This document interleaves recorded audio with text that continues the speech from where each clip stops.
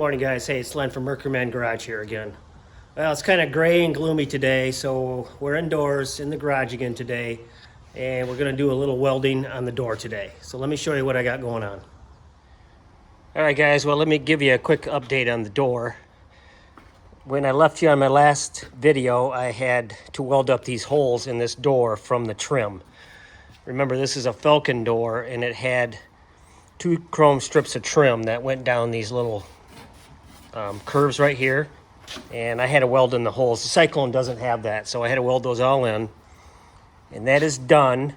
And if you remember, I used like a little strip of metal like this and just tacked it into place in each hole, and then I just worked it in with a hammer, and that worked out really great. And that way I could hold on to the piece of metal as I trimmed it up to fit the hole, and that worked out real great. So if you guys have anything similar to that, this works out real good. I don't have the magnets and things to hold little pieces in place. I just used a longer piece like this, and it worked out great. Now, if you remember, I don't know if I showed you this, but I had a rust hole right here, and I have since fixed. And also a number of little rust holes in here that I have since fixed. And I think we're good on the bottom. Now, the way I did this, and I've showed this on previous videos, it's something I learned from watching Fitzy Fabrication on YouTube. He's got a channel out. It's called Fitzy's Fabrication. And he's from, I think it's Nova Scotia. And he's really, really good. He's got all kinds of little tricks and tips on how to weld. Very, very educational videos. I highly recommend tuning into him and subscribing to his channel if you want to learn how to weld. How he does it, and this is how I did this piece here. I just took a piece of scrap metal and basically just clamped it down onto the rusted portion of the door. Now, this was a really small piece, so it was fairly easy to do. Like I said, I just clamped this down right here, like so, over the rust, and then I just cut out over the new metal into the old metal and cut out a piece. Now, you don't cut it out all at once. You just cut out like 3 sides at a time. And I actually tacked this metal down to the door. I tacked this right to the door, welded it to the door, and that way it would hold into place really nice. And then I went forward with my cuts. Let me get a little pointer here. You do a cut like here, down to here, and down to here. 3 sides. That way you can fold the metal in as you're cutting through the old metal and the new metal at the same time. Now, one thing I forgot to mention too, I used the angle grinder. This is what he suggests to use. And you cut at a 45-degree angle. Do your cuts at a 45. The reason being is that way you get a little, it's kind of a bevel, your new metal versus your old metal, and that way you don't have so much of a gap when you finish cut. You just have a smaller gap because of the angle you're cutting at, the 45 degrees. And like I said, you do 3 cuts, and then you just push it down in and tack it as you go.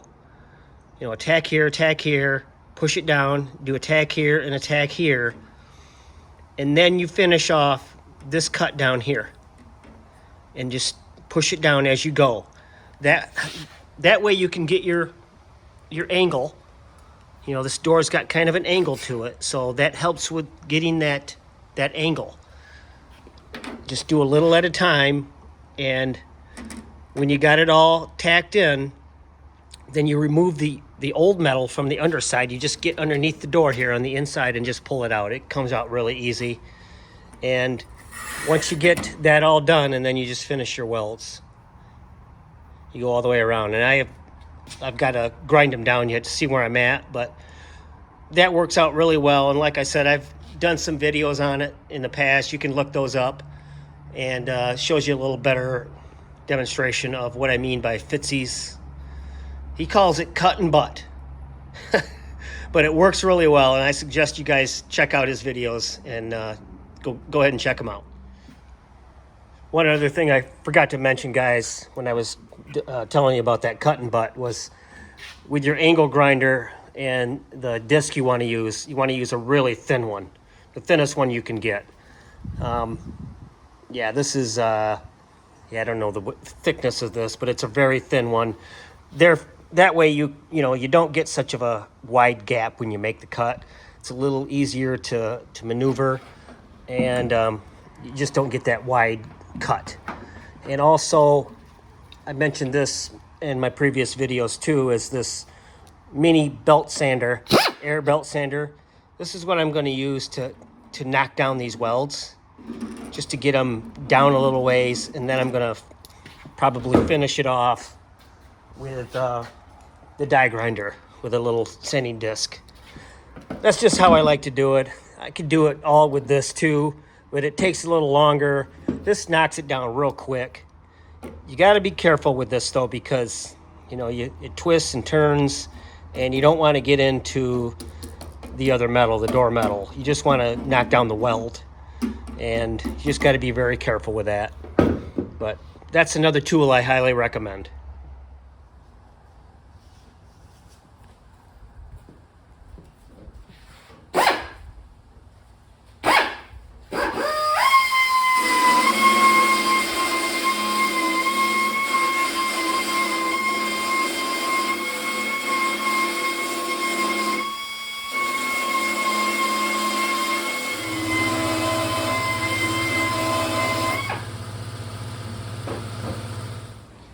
All right, guys, well, I got that knocked down with that little mini belt sander, and kind of experimenting with this to see how close I can get, how far I can knock those welds down and not damage the metal too much. And I think I'm to the point where I want to stop with that. But this thing really works good and really fast. Now I can move on to the die grinder. My little, I think that's a 80 grit disc on there, and I'm going to try to do this and film it at the same time, just so you can kind of see it from my point of view. I've already started a little bit right here, so let's get going here.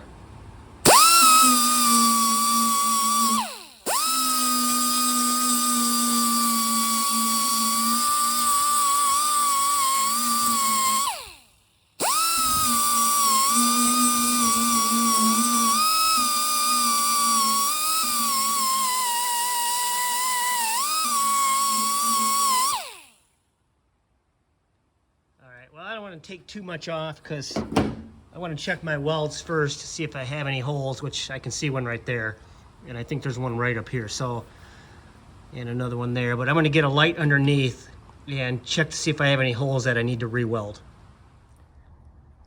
All right, well, I showed my flashlight up underneath the door here, turned the lights off in the pole barn, and I was able to find one spot that I could see light through. And oddly enough, it wasn't from those three that I thought it would be from.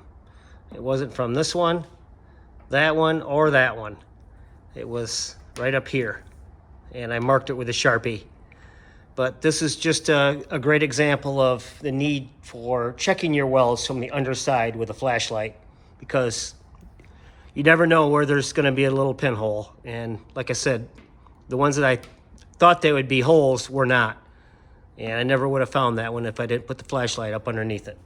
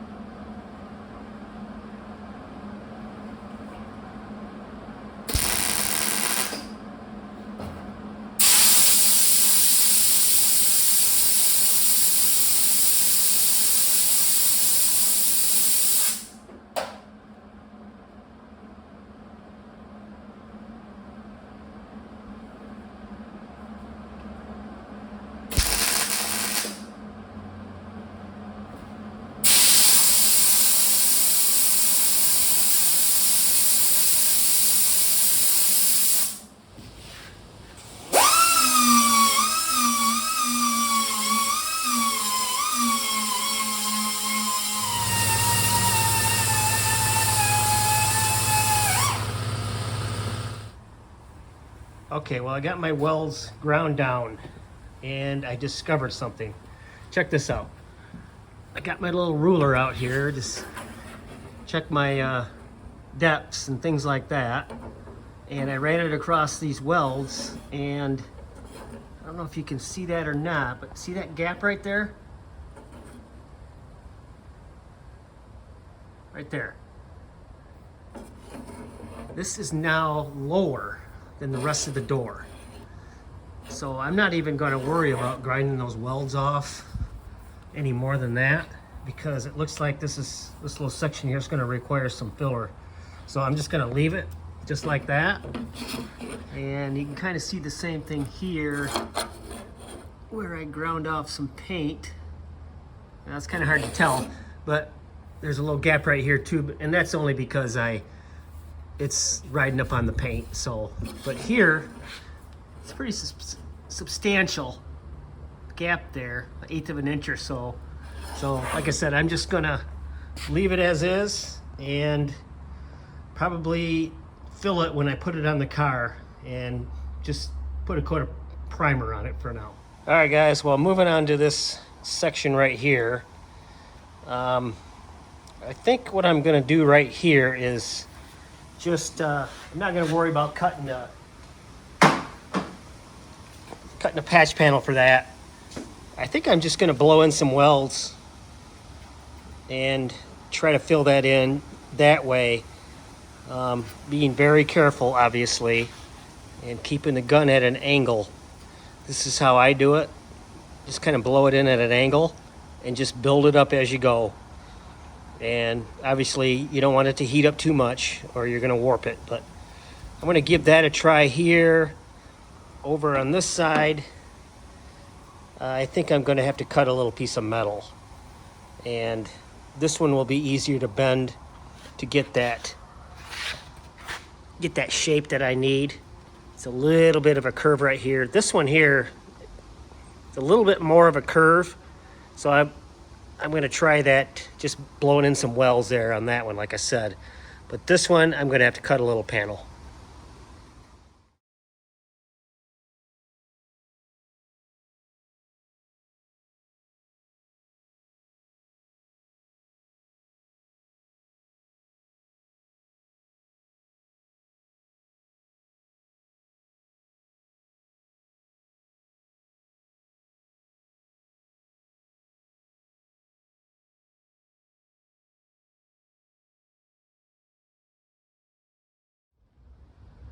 All right, guys, well, here's what I ended up with.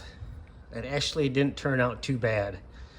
Had a little trouble up in here where it wanted to blow out. So how I do it is, it's hard to tell with that time lapse, but I take my gun and you just do really short clicks. You know, click, click, click, click, click, you know, and then blow it with some air, and then just continue on with the short clicks, and you do it at an angle, and that helps to build up metal in the thin areas, and basically just build it up as you go. You know, by every click you get a little bit of metal build up, and then you just keep going all the way down to where you fill in that gap. And then what I do at the end, I don't know if this is good or bad, but I'll take a nice hot weld and I'll just go right over the top of all of it, and I think that kind of seals it all in. I don't know, that's just how I do it. You get quite a glob of metal, welded metal on there, but that's just how I've done it, and it seems to work out pretty well. But like I said, that didn't turn out too bad, and I may do the same thing here. I think I'm gonna try it, at least start up in here where it's narrower, and once I get to this point, I think I'm gonna play around with it and see if I can just fill that in with the gun. Well, there it is. Not pretty. And I think I was probably pushing the boundaries of even welding it the way I did. You know, trying to fill it in with the gun rather than cutting a little strip to put in there. With this thin metal, the rusty metal on the edges, it was burning through quite bad, and I got a weld on there, and I'm going to grind it down and see what we got. But like I said, I probably should have just cut some new metal and welded it in there.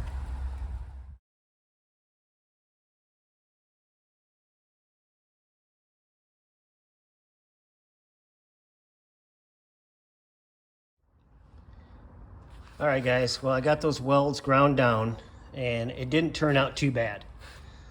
I mean, that's basically what I would have ended up with if I went with a filler strip patch panel anyway, is what I have right here. So, I mean, I got more welding to do, got some holes to fill in, but it's in there pretty good. I think it's bonded in there fairly well.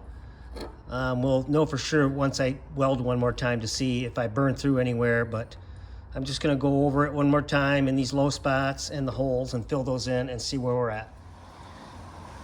All right, guys, well, we got that welded up, and remind me to never do it that way ever again. I should have just cut a piece of metal to tack in there. Trying to fill that in with weld was a pain in the butt. I kept blowing through. It's a lot of thin metal on this outer side here. I should have just cut it out, put a new piece of sheet metal in there and called it good. But I kept going at it, and I think I got it to where it needs to be. It's gonna be good enough. And I got this whole outer skin done for now. And I'm just gonna throw a coat of primer on it, and that's gonna be it for the outer skin for now. And then we're gonna move to this underside next and clean up that lip that's rusted out. So that'll be on the agenda next. But for now, we're just gonna throw a coat of primer on it.